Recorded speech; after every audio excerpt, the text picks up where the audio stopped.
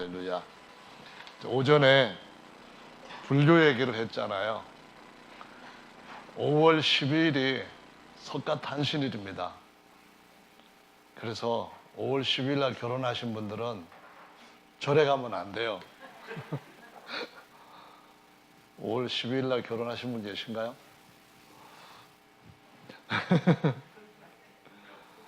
네, 음력 4월 초 8일. 근데 이 석가탄신일에 사람들이 절이나 또는 뭐 어떤 유명한 유적지 같은 데를 방문을 하게 되는데, 사실은 그 탑이라고 하는 것이 불교를 믿는 사람들한테는 석가의 사리를 이렇게 모셔둔 것으로 생각을 합니다. 그러다 보니까 무덤 비슷하게 생각을 하는 경향이 있죠. 사리라고 하는 건 두 가지가 있다고 하는데요. 하나는 진신이라고 하는 사리가 있는데, 이것은 실제로 부처의 몸에서부터 나온 것인데, 오전에 말씀을 드렸지만은 8섬이면 사람 몸보다도 더 많이 나온 겁니다.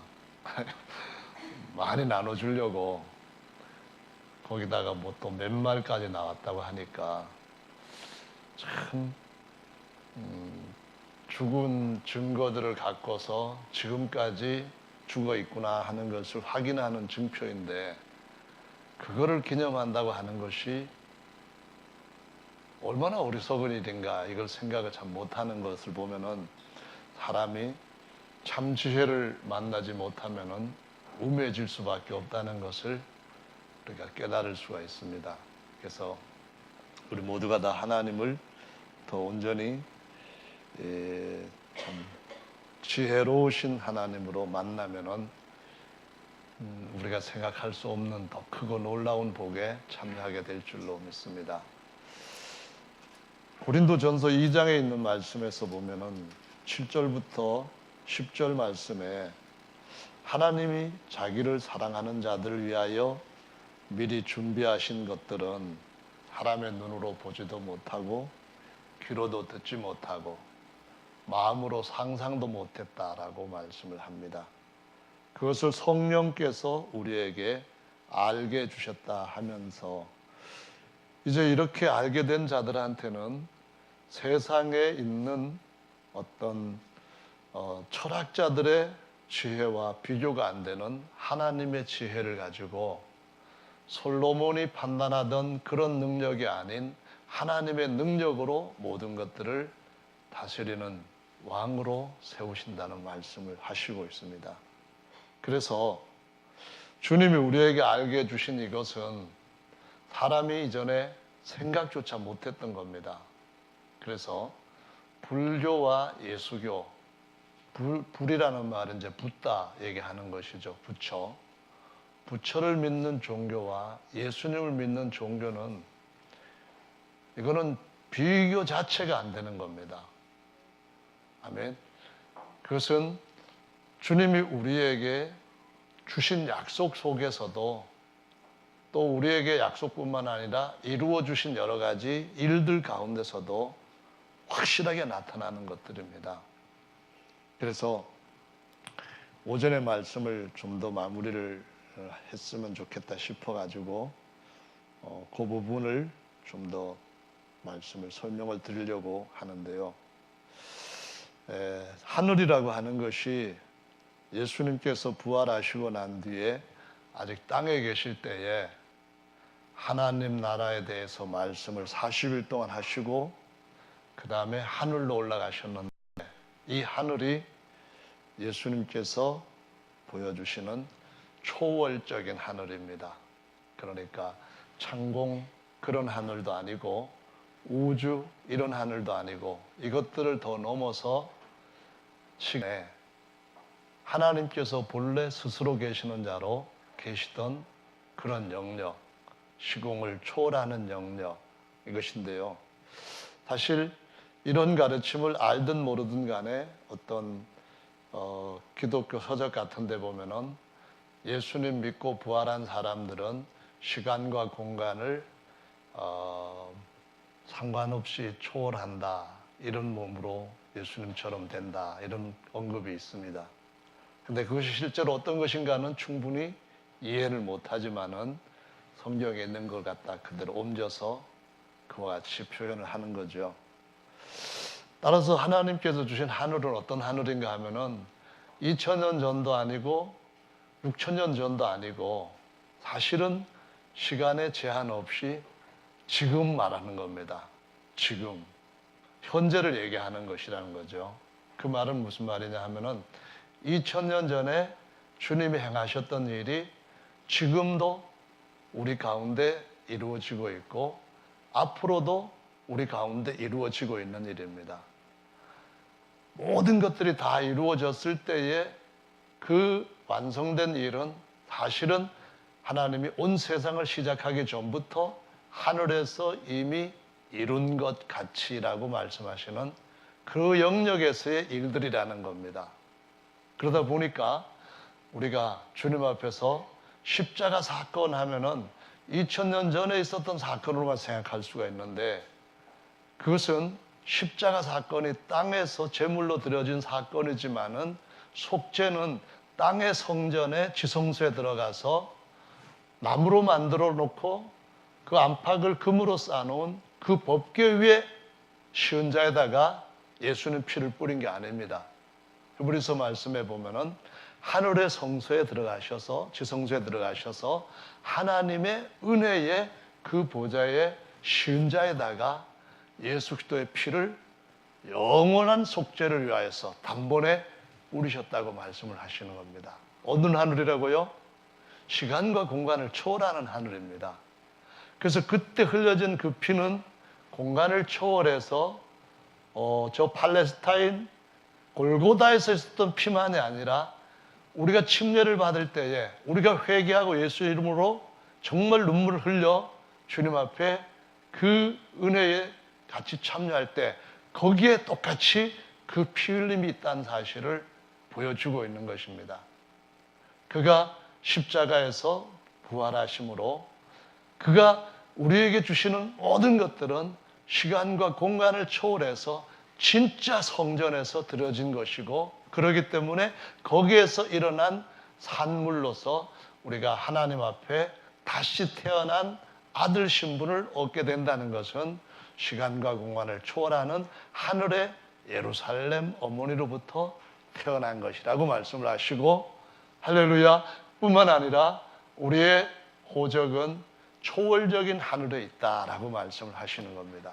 그래서 정말 주님의 피가 우리 침례받을 때에 초월적으로 그 가운데 주님 보시는 시각으로 주님 속의 언약에서 역사하고 우리에게 확실한 결과를 주신 줄로 믿으시기를 바랍니다. 아멘. 왜냐하면 땅의 재단에서 땅의 종교에서 일어난 사실이 아니니까요. 여러분 하늘에서 속죄받은 줄로 믿으십니까? 아멘. 그렇기 때문에 우리에게는 그 법이 그대로 앞으로도 적용이 되어서 하나님 앞에 놓여지는 심판대에 있어 펼쳐지는 책들에 보면은 그대로 기록이 되어 있다는 것을 성경이 증거를 합니다. 생명책에 이름이 기록되어 있고 죄를 다 사했다고 하는 이름이 기록되어 있고 우리가 주님 앞에서 의롭게 주님을 섬겼던 그 모든 일에 대해서 행적들이 다 기록이 되어 있고 어디에 있을까요? 하늘에 하늘나라에 하늘, 셋째 하늘이라고 하는 그 초월적인 우리의 호적이 있는 나라에 다 기록이 되어 있는 줄로 믿으시기 바랍니다. 빌립보서 3장에 보면은 19절에 우리의 시민권은 어디에 있다고요? 하늘에 있다 했어요. 그럼 어떤 하늘인가요? 저기 지금 얼마 안 있으면은 돈 몇 억만 들면은 우주 여행을 할 수 있도록 지금 그러한 산업도 엄청나게 발전을 해가고 있습니다. 그래서 혹시 우리가 살아생전에서 우리 가운데 어떤 분이 나 달에 갔다 왔다 이렇게 사람들한테 카톡에 올릴 때가 올지도 모르겠습니다. 근데 돈이 많이 드는데 제가 지금 말씀드리고 싶은 것은 그 돈 거기 달나라 가는 데 쓰지 말고 하늘나라 가는 데 쓰시기를 바랍니다. 아멘. 정말로 주님께서 우리에게 주신 하늘은 저기 뭐 빛의 속도로 가서 몇백억 년 걸리는 그런 곳에 있는 것이 아니라 정말 시간과 공간을 초월하는 그 하늘에서 우리 시민의 그런 여러 가지 삶에 대한 것들이 기록으로 남아 있다는 것을 이제 머지않아 우리가 확인하게 될 것입니다. 그래서 그때에 우리에게 주님이 주신 것들 중에 뭐가 있는가 하면은 아들로 말미암아 주신 것들이 몇 가지가 되는데, 하나님의 아들로서 주신 것과 또한 하나님의 아들이 아닌 우리와 같이 사람의 아들 되어서 우리에게 주신 그런 것들이 아주 놀랍게 많이 있게 될 것을 성경이 보여주시고 있는 거죠. 오늘 이 본문 말씀에서 보시면은 아들로 말미암아 우리에게 주시는 것을 말씀을 하시는데, 아들을 아끼지 아니하시고 주셨어요. 그 어떤 아들인가 하면은 하나님의 아들을 주셨어요. 그 아들을 주실 때 아들의 몸을, 겉사람을, 우리와 같은 사람의 몸을 입혀서 우리에게 십자가로 주셨기 때문에 그 아들을 주신 이가, 그 다음에 32절에 이어지는 아들 또 한번 보시면은 아들과 함께 모든 것을 우리에게 은사로 주지 아니하시겠느냐, 선물로 주시지 아니하겠느냐, 이렇게 말씀합니다. 지난주부터 우리 그 박지원 형제가 자기 형 손녀 공부 인도하면서 거듭나기 전에 사람들이, 예수님의 제자들이 가졌던 권세와 거듭난 후에 제자들이 가졌던 권세는 어떻게 다른가, 그걸 또 이렇게 문서로 만들었습니다. 만들어 가지고 감수를 해달라고 해서 메일로 보니까 설명을 좀 해야 될 것 같아 가지고 그거를 문서로 보고 이렇게 쓰면서 하는 것이 좋겠다 해서 아까 그걸 했는데요. 거듭나기 전에 제자들이 가졌던 권세 또는 권능, 그리고 거듭난 후에 제자들이 갖게 된 권능, 차이가 있잖아요. 어떤 차이가 있는 건가요? 거듭난 후에 제자들이 갖던 권능, 이 권능이라고 하는 말은 권세와 능력, 이 두 가지를 합쳐서 부른 말입니다. 권세도 있고 능력도 있다는 거거든요. 예를 들어서 권세와 능력을 쉽게 설명할 수 있는 예는 감옥을 지키는 간수를 예로 들자면은, 능력은 간수를 죄수를 풀어줄 수 있는 능력이 간수한테 있는 거예요. 그런데 간수가 도망을 쳤거나 아니면은 간수를 풀어줬을 때는 그것은 위에 있는 권위, 자기가 풀어줄 수 있는 권세 밖의 것이기 때문에 형벌을 받을 수밖에 없는 거예요. 처벌받는 거예요. 그래서 권세도 가지고 있어야만 풀어줄 때에 불법이 안 되는 거거든요. 그래서 죄사함이라고 하는 것도 무엇과 무엇이 있어야 되는가 하면은 권세도 있어야 되고 능력도 있어야 된다는 거예요. 아멘.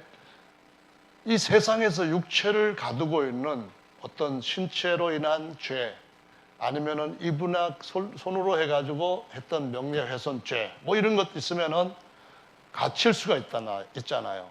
근데 이 갇힐 수 있는데, 이 갇히는 것보다도 더 무서운 것은 죄에서부터 풀어주는 거거든요.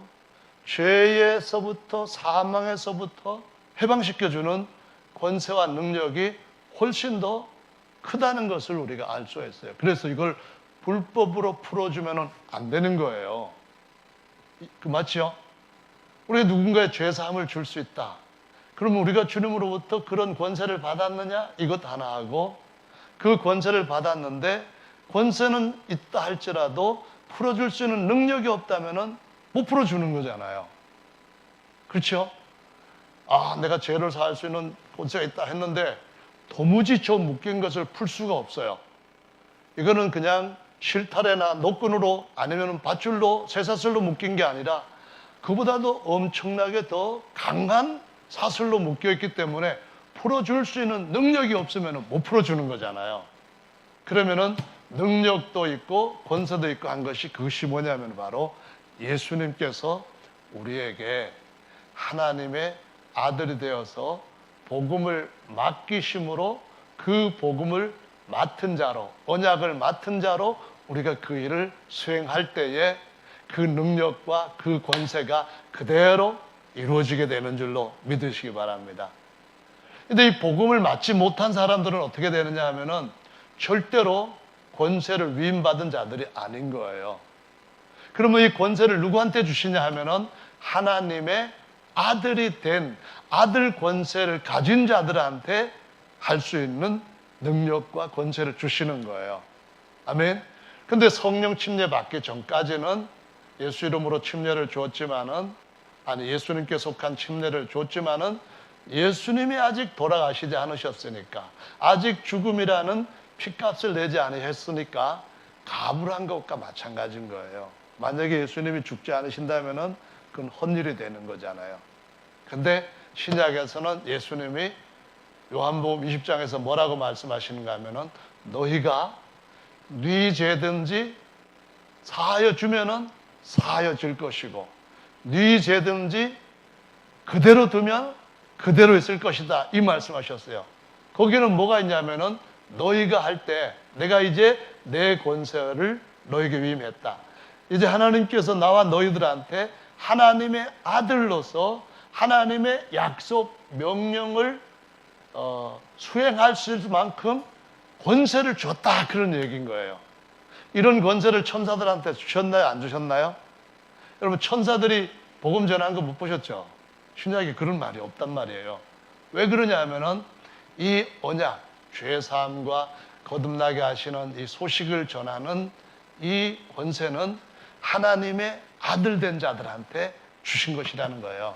그래서 니고데모가 아니라 그 이방인 가운데서 제일 처음으로 구원을 받게 되었던 고넬료 가정이 정말 하나님 앞에 하나님 경외하는 신앙이 있었고, 이스라엘 백성들을 정말 자기 몸처럼 사랑하는 그러한 사랑도 있고 했는데, 천사를 보내가지고 하나님이 이렇게 하면은 구원받는다 간단하게 전해줄 수 있는데 그렇게 하질 않았다는 말이에요.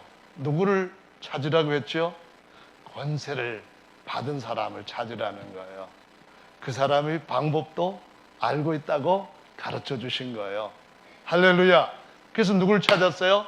천국 열쇠를 받은 사람, 곧 베드로가 권세 받은 사람이라 그 말이에요. 천국 문을 열 수 있는 권세. 그래서 사망과 음부의 문이 이기지 못하라, 원래 원문의 뜻이 그 말이에요. 그래서 베드로를 부르라 한 것은 베드로에게 그런 권세를 주셨고, 아들 된 하나님의 거듭난 성도들한테 교회를 세우시고 나서부터는 다 그 권세를 주셨다는 말씀이에요. 아멘.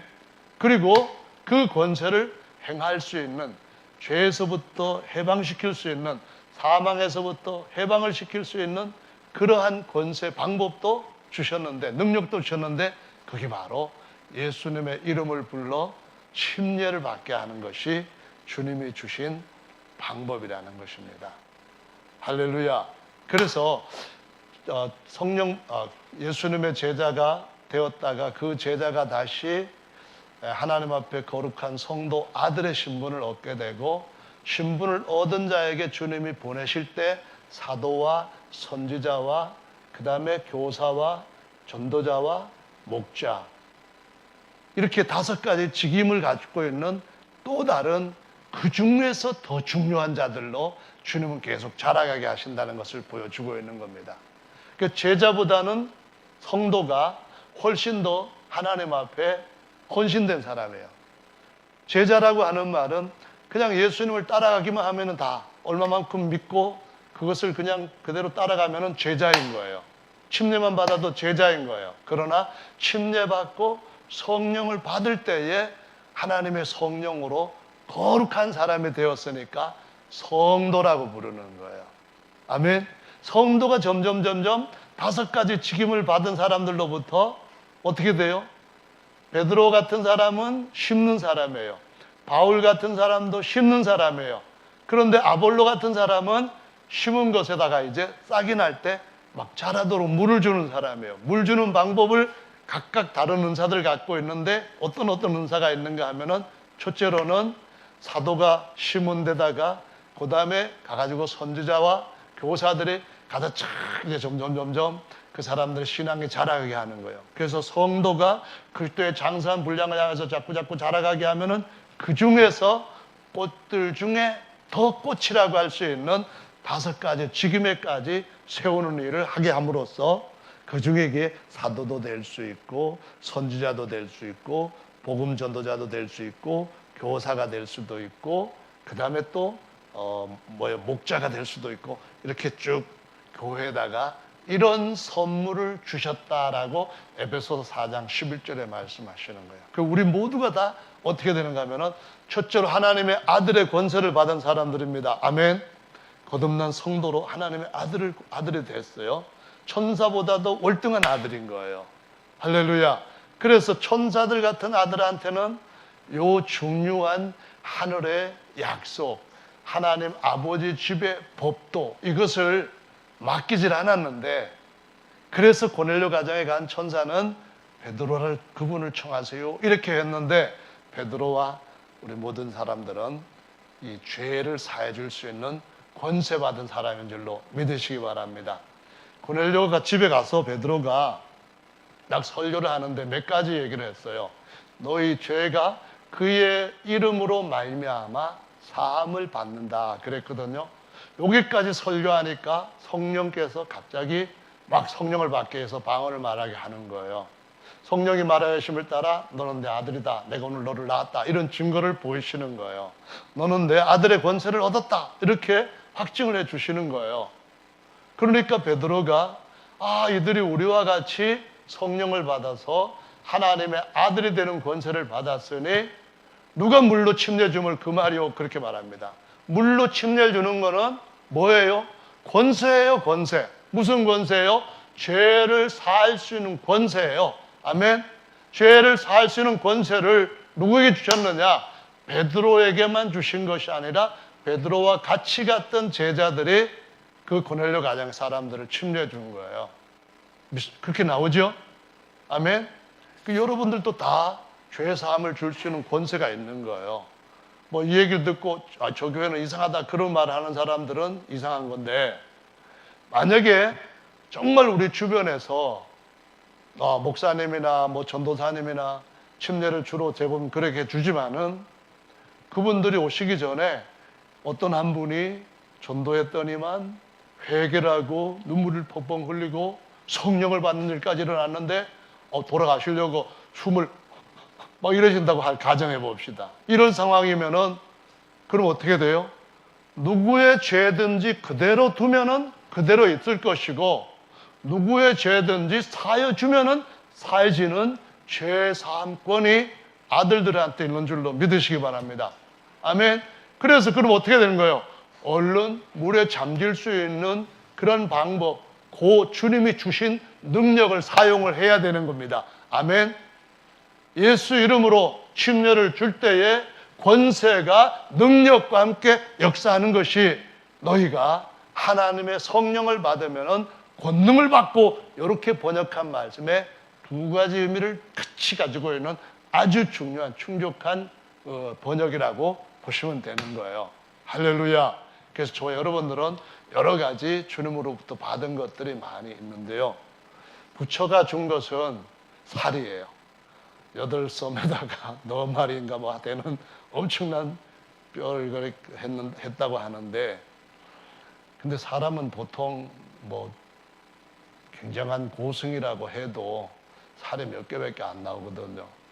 근데 그건 이제 뭐 여기저기다가 나눠가지고 탑을 만들어가지고 기념을 하고 그렇게 하는데, 예수님이 우리에게 주신 것은 그들이 흉내내고 있는 모조품과는 너무나 다른 것들이에요. 무슨 말이냐 하면은, 주님이 우리에게 부활하시고 나는데 주신 첫 번째 것은 죄사함입니다. 할렐루야. 물론 주님이 만약에 죽으신 것으로 끝나면은 우리의 죄도 사함이 안 되기 때문에 물은 예수 그리스도의 부활하심으로 말미암아 그 다음에 뭐예요? 너희를 죄에서부터 구원하는 편이 침례라 이렇게 나온 거예요. 예수님의 죽으심은 부활로서 완성이 되는 거예요. 주님은 죄도 해결하지만은 사망이라는 것도 해결해야 되는데 사망을 해결하는 방법은 사망을 이기고 부활하는 거예요. 아멘. 그래서 예수님 부활하시고 난 뒤에 물로 받는 침례는 뭐예요? 죄에서 우리를 풀어주는 거예요. 할렐루야. 그러고 난 뒤에 성령을 받는 것은 사망에서부터 완전히 일으켜 세우시는 더 큰 권세와 능력을 받는 것이라고 말씀하십니다. 근데 2000년 전에 시간적으로 그게 있죠. 저기 예루살렘 공간적으로 거리상으로 많이 떨어져 있잖아요. 그때 예수님께서 우리를 위해서 죽으셨던 그 피 흘림이 우리한테 어떻게 적용이 될 수 있는가 하는 것은 아까 말씀드렸던 것처럼 이 제사가 하늘에 있는 성전에서 이루어진 것이라는 겁니다. 아멘. 시간과 공간을 초월해서 그 말씀대로 이루어지는데 내 이름으로 모인 곳에 뭐가? 두세 사람이 내 이름으로 모인 곳에 내가 그들 중에 있느니라 이 말씀하셨습니다. 할렐루야. 그래서 너희 죄가 피 흘림이 없으면 안 된다는 거예요. 짐승에 피 흘려가지고는 덮고 쌓이기밖에 안 된다는 거예요. 그래서 예수님의 피가 흘려야만 우리의 죄가 사해질 수가 있는데 피로 말미암아 우리의 죄가 깨끗하게 됐다 했는데 그 피를 어떻게 취하느냐고요. 그 피는 바로 예수 이름으로 침례 주는 사람, 침례 받는 사람 두 사람만 있어도 거기 예수님이 함께 하시는 줄로 믿으시기 바랍니다. 어떤 예수님? 어린 양 되신 예수님. 그래서 침례를 받을 때에 예수 이름을 부르는 것은 정확하게 예수님의 피를 부르는 것과 같은 것입니다. 할렐루야. 예수님께서 죽으시고 우리 육체까지 영화로운 몸으로 부활시키기 위해서 피를 마시라 했을 때 우리는 십자가를 예수님의 이름의 십자가를 지고 끝까지 가면은 거기에 예수님께서 우리를 위해서 흘리신 피가 마셔지도록 말씀이 그대로 약속이 되어 있는 거예요. 할렐루야. 주님, 예수님, 정말로 저는 이 모든 것들을 주님 앞에 내려놓고 포기하고 회개합니다. 그럴 때에 예수님의 보혈이 우리의 허물과 우리의 죄를 여전히 다시 한번 원래대로 깨끗하게 씻기는 은혜를 주시기 때문에 이 피를 마시는 자는 마지막 날에 내가 살리리라 하시는 거예요. 할렐루야. 그래서 예수 이름으로 침례를 받는 것이 그렇게 중요한 것이라는 것을 보여주시고 있는데 정말 주님이 주신 것 중에 가장 중요한 것 그 첫 번째를 꼽으라고 한다면은 주님이 우리에게 완전히 우리 대신 죽으셨다고 하는 물과 피를 다 흘리셨다는 거거든요. 그것이 요한 1서에 보면은 5장 말씀에서 한번 찾아서 같이 읽어보시겠는데요. 6절 말씀과 7절, 8절 말씀을 같이 읽어보도록 하십니다. 요한 1서예요. 393쪽 정도 되고요. 찾으셨으면 6절, 5장 6절 읽어봅니다. 시작. 이는 물과 피로 임하신 자니 곧 예수 그리스도시라. 물로만 아니요 물과 피로 임하셨고 증거하는 이는 성령이시니 성령은 진리니라. 증거하는 이가 셋이니 성령과 물과 피라. 또한 이 셋이 합하여 하나이니라. 자, 다시 한번 봅시다. 교회에 대한 말씀하실 때 마태복음 16장에서 이 반석 위에 내 교회를 세우리니 음부의 문, 음부의 권세가 이기지 못하리라 그러는 거예요. 그리고 18장에서 또 교회에 대해서 말씀을 하시는데 두세 사람이 내 이름으로 모인 곳에 내가 그들 중에 임하느니라 이 말씀하시는 거예요. 아멘. 예수님이 어디에나 다 계신 하나님이시지만은 예수님의 이름으로 모일 때에 예수님의 약속, 언약이 거기에서 이제는 작용이 되고 적용이 되는 거예요. 이해되시죠? 아멘. 그러면 예수님이 거기에 어떤 식으로, 어떠한 모습으로, 어떠한 상태로 임하시냐면은 죄 사함을 위해서는 물과 피로 임하신다, 그 말씀입니다. 할렐루야. 아멘. 물은 어떻게 임해요? 우리를 완전히 장사시켜주는 그와 같은 심는 것으로 우리에게 임하시는 거예요. 아멘. 그래서 물 침례는 완전히 예수님 안에 우리를 심어버리는 거예요. 왜? 부활케 하시려고. 할렐루야. 아멘. 그러면 예수 이름으로 침례를 받을 때에 그 이름은 뭘 의미하는 거예요? 바로 그 피가 우리에게 임하여서 우리의 모든 죄를 깨끗이 씻기고, 피로 씻긴다 할 때는 번역을 하면은 세례, 이 말이 맞는 거죠. 아멘. 근데 그걸 완전히 심는다는 의미에서는 원어 의미대로 장사를 지낸다 해서 침례가 맞는 거거든요. 그래서 이 방법도 하나님이 주시는 방법만이 진정한 죄사함을 주는 능력이 되는 줄로 믿으시기 바랍니다. 아멘. 그래서 저희들한테 주님이 주신 것 중에 제일 중요한 것은 우리도 같이 죽었다. 예수님 죽으신 것은 확실히 사실이고 물과 피를 다 쏟았는데 뭐 어떻게 살 수 있느냐. 죽었다. 돌아가셨다 이거예요. 우리도 그러면 그분의 죽으심이 우리 것이 되는데 어떻게 할 수 있느냐. 바로 예수 이름으로 회개하고 예수 이름으로 침례를 받을 때에 그 피와 물이 우리에게 그대로 임하시는 줄로 믿으시기 바랍니다.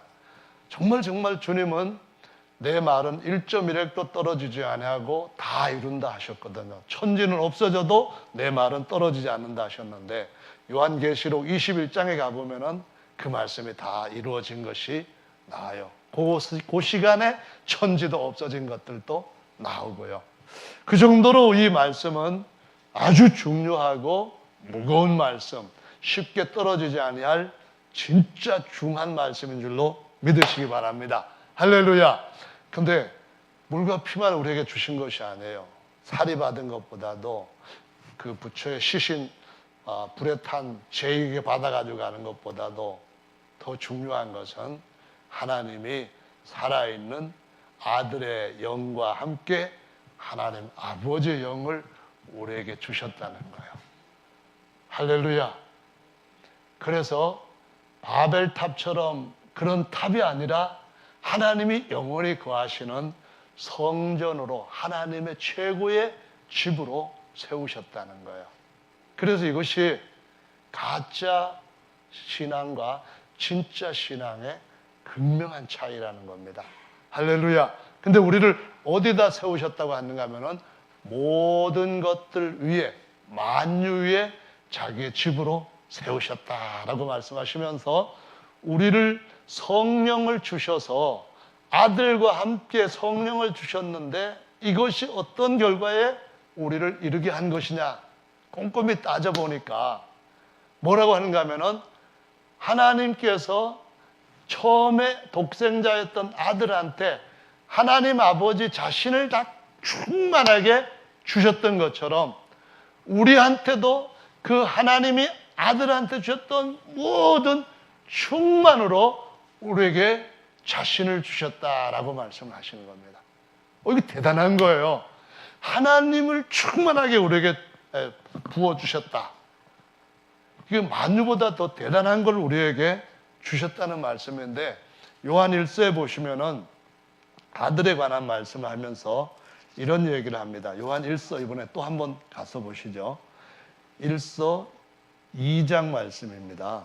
1서 2장 22절 27절까지 같이 읽어볼까요? 1장 22절로 27절입니다. 시작. 거짓말하는 자가 누구뇨? 예수께서 그리스도이심을 부인하는 자가 아니뇨? 아버지와 아들을 부인하는 그가 적 그리스도니 아들을 부인하는 자에게는 또한 아버지가 없으되 아들을 시인하는 자에게는 아버지도 있느니라. 너희는 처음부터 들은 것을 너희 안에 거하게 하라. 처음부터 들은 것이 너희 안에 거하면 너희가 아들의 안과 아버지 안에 거하리라. 그가 우리에게 약속하신 약속이 이것이니 곧 영원한 생명이니라. 너희를 미혹해 하는 자들에 관하여 내가 이것을 너희에게 썼노라. 너희는 주께 받은 바 기름 부음이 너희 안에 거하나니 아무도 너희를 가르칠 필요가 없고 오직 그의 기름 부음이 모든 것을 너희에게 가르치시며 또 참되고 거짓이 없으니 너희를 가르친 그대로 주 안에 거하라. 아멘. 아들을 가진 자는 또 누구를 가졌다고요? 아버지를 가진 거예요. 왜? 하나님 아버지를 우리 안에 같이 하나로 연합시킬 수 있는 방법, 능력은 아들이라는 중매쟁이밖에 없는 거예요. 아멘. 하나님은 한 분이시고 하나님과 사람 사이의 중보도 한 분이신데 누구라고요? 사람이신 그리스도 예수 아들밖에는 없는 거예요. 우리가 하나님의 모든 것을 우리 안에 부음받을 수 있는 중요한 능력은 어디에 있다고요? 아들을 우리 안에 받으면은 아들과 아버지가 하나로 딱 안팎으로 연합되셔서 분리 안 되기 때문에 우리 안에도 쫙 아들 때문에 아버지가 영원히 연합이 되어 버린 거예요. 그래서 아들이 없으면은 아버지도 없는 거예요. 할렐루야. 아들이 있으면은 아버지 되는 거예요. 그래서 갈라디아서 4장의 말씀에 보시면은 우리를 종의 신분에서 아들의 명분, 신분을 얻게 하려고 아들의 영을 우리의 마음 가운데 부어주셨다라고 말씀하시는 거예요. 할렐루야. 그래서 예수님은 어떤 분이냐? 아버지와 아들이신 분이시고 그 아들로서는 우리와 아버지를 하나 되게 하시는 중보자, 연결자, 중매자가 되신다라고 말씀하시면서 그 아들을 우리가 받았을 때에 어떤 상태냐 하면은 골로새서 2장, 골로새서 2장 9절과 10절 말씀을 보시면서 이제 요만큼 하면은 맞춰야 된다고 생각이 들어요. 왜냐하면은 우리 집사님들이 워낙 똑똑해가지고 저한테 뭐라고 자꾸 코치를 하는가 하면요. 사람들이 성경 말씀이든 아니면 뭐 강의를 듣든 간에 집중할 수 있는 시간은 15분 정도예요. 그래요. 설교도 15분 하라는데 그것까지는 못하니까 누가 그런지 웃는 사람 보시면 알 거예요. 제가 그 말을 안 들으려고 몇 번 그랬는데 지금도 안 듣고 있기는 하지만은 성경 말씀을 골로새서 2장 한번 보실까요? 9절, 10절 읽어보겠습니다. 시작. 그 안에는 신성의 모든 충만이 육체로 거하시고 10절 너희도 그 안에서 충만해졌으니 그는 모든 정사와 권세의 머리시라. 머리라는 말은 권세라는 말이에요. 권위. 근데 권능이라 할 때에 능은 능력을 말하는 거거든요. 그러면은 하나님 아버지께서 우리한테 아들을 주겠다고 하는 권세를 가지고 계신 거예요.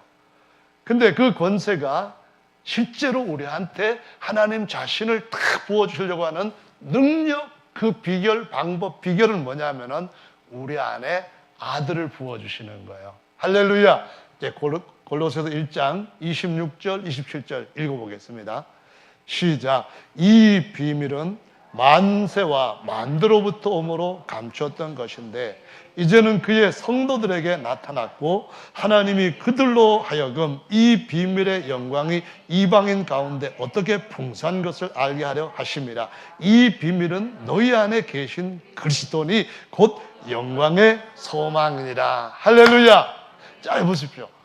예수님 안에 신성의 모든 충만함이 아들로 다시 태어난 우리한테도 너희도 그와 같이 충만해졌다 하시면서 아버지와 내가 하나 된 것처럼 저들도 우리 안에서 하나가 되게 해주십시오 하시는데, 근데 그 아들이 우리에게 주어지게 되면은 우리한테 무슨 변화가 또는 기대가 생기냐 하면은 영광의 소망이 생기는 겁니다. 그게 뭐냐면은 하나님을 우리 안에 주셨을 때에 하나님이 내가 그래 너희들 안에 들어가기는 들어가는데 내 영광 안 줘, 내 생명 안 줘, 내 능력 안 줘, 내 권세 안 줘, 그냥 나만 줄 거야. 그래는 하나님이 아니라는 겁니다. 제가 장가를 들어가지고 몇 주 전부터는 집에서 찌개도 끓여보고 또 라면도 끓여보고 설거지도 하고 막 그랬어요. 그러면서 전에는 그런 거 안 하면서도 변명할 거리를 갖고 있었죠. 왜냐하면은 내가 당신의 최고 선물인데 뭘 그런 것까지도 요구를 해야 되냐. 그러다 보니까 좀 불만이 있었던 것 같죠. 아무리 남편을 해도 실제로 아내한테 필요한 것들을 주지 않을 수 있어요. 아무리 우리 아버지 하나님이라 해도 권세도 안 주시고 영광도 안 주시고 능력도 안 주시고 그냥 명분만 주실 수도 있는 거예요. 내가 니네 아버지면 됐지 뭘 더 바래. 그럼 우리가 정말로 속상하는 거예요. 하나님은 그럴 뿐이 아니시라는 걸 우리가 알아야 되는 거예요. 하나님은 뭘 주시냐 하면은 첫째로는 그분의 생명을 주셨어요. 할렐루야. 아들로 말미암아 생명 주시고 죄사함 빼놓고요. 이제 죄사함은 그거는 뭐 벌써 이미 말한 거고요. 두 번째 뭘 주셨냐면은 하나님의 영광을 주셨어요. 내가 내 영광을 다른 자에게 주지 않겠다 했는데 아들 된 우리한테 자기 영광을 주셨어요. 할렐루야. 영광뿐만 아니라 뭘 주셨냐면은 의를 주시고 의만 주신 것이 아니라 뭘 주냐면은 권세와 능력까지 다 주셔서 나는 너희의 왕이 될 테니까 너희가 내 능력과 내 권세를 가지고 내가 만든 모든 것들을 가지고 너희들 마음대로 권세를 쓰고 능력을 써라. 이렇게 해서 하나님의 후사의 자리에 우리를 딱 앉혔다는 말씀입니다. 할렐루야. 그래서 그냥 채 한 묶음 받아가지고 간 사람하고 우리하고는 너무나 다른 거예요. 불교 사람들도 보면은 마음 심보가 좋은 사람들 지극정성으로 빌고 섬기고 해요. 매주마다 먼데 절에 가가지고 공양 드리고 하는 사람도 있어요. 거기다가 108배에다가 아니면 3000배까지도 막 해가지고 무릎 반절 나간 사람들도 있어요. 그래도 불평 안 하고 그거 해요. 그런데 받는 게 뭐예요? 살이 하나도 못 받아요. 그 사람들 받는 게 그 부처님 태워가지고 남은 죄 조금도 못 받아요. 그런데도 불구하고 그렇게 평생을 섬기는 사람들이 있어요. 그런들 사람 보면서 우리 어떻게 해야 될까요?